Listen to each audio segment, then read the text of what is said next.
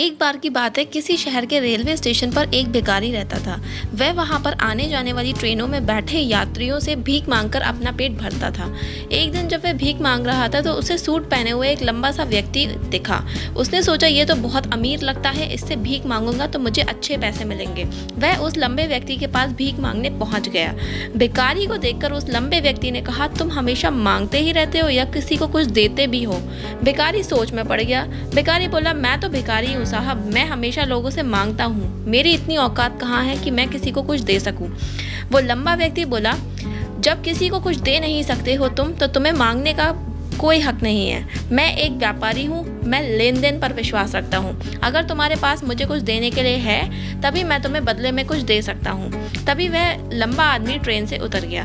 भिखारी इसी बात के बारे में सोचने लगा कि शायद मुझे भीख में ज़्यादा पैसे इसीलिए नहीं मिलते क्योंकि मैं बदले में किसी को कुछ दे नहीं पाता हूँ। बहुत सोचने के बाद भिखारी ने यह तय कर लिया कि वह भी भीख में लोगों को कुछ ना कुछ ज़रूर दिया करेगा।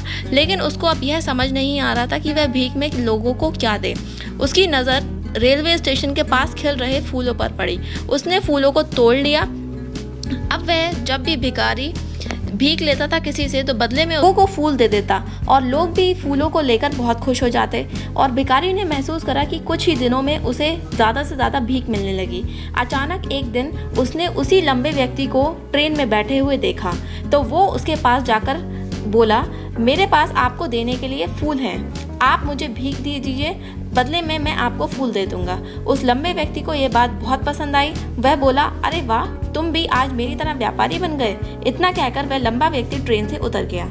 अब वह भिखारी इस लंबे व्यक्ति की कही गई बातों के बारे में सोचने लगा और खुश होने लगा। उसकी आंखें चमकने लगी। उसे लगा जैसे उसके हाथ सफलता की चाबी लग गई और वह अपने जीवन को बदल सकता है। और इस दिन के बाद भिखारी उस रेलवे स्टेशन पर कभी नहीं दिखा। लेकिन 6 महीने के बाद 2 व्यक्ति सूट बूट पहने हुए उस रेलवे स्टेशन पर आए। एक आदमी ने दूसरे वाले आदमी से हाथ मिलाया और कहा, आपने मुझे पहचाना? दूसरा आदमी कहता है, नहीं नहीं, मैंने तुम्हें नहीं पहचाना, मैं तुम्हें जानता तक नहीं हूँ। वह आदमी बोला, मैं वही भिखारी हूँ जिसको आपने व्यापारी बनाया।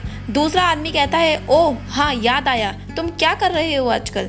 भिखारी कहता है कि मैं आज बहुत बड़ा फूलों का व्यापारी हूँ और इस व्यापार के काम से मैं दूसरे शहर जा रहा हूँ। आपने मुझे पहली मुलाकात में ही प्रकृति का नियम सिखा दिया, जिसके अनुसार हमें तभी कुछ मिलता है जब हम किसी को कुछ देते हैं। मैं हमेशा खुद को भिखारी ही समझता रहा और इससे ऊपर उठकर मैंने कभी सोचा ही नहीं। आपका बहुत बहुत धन्यवाद मुझे व्यापारी बनाने के लिए। ये कहानी हमारी डेली लाइफ से रिलेटेड है। जब तक हम अपने लेवल से हटकर कुछ सोचेंगे नहीं, तब तक हम कुछ बड़ा अचीव नहीं कर पाएंगे। जैसे उस लंबे आदमी की बातें उस भिखारी के मन में घर कर गईं, वैसे ही जो हमें लगता है कि हम यह काम नहीं कर सकते, असल में हम वह भी कर सकते हैं जो हमें लगता है कि हम नहीं कर सकते।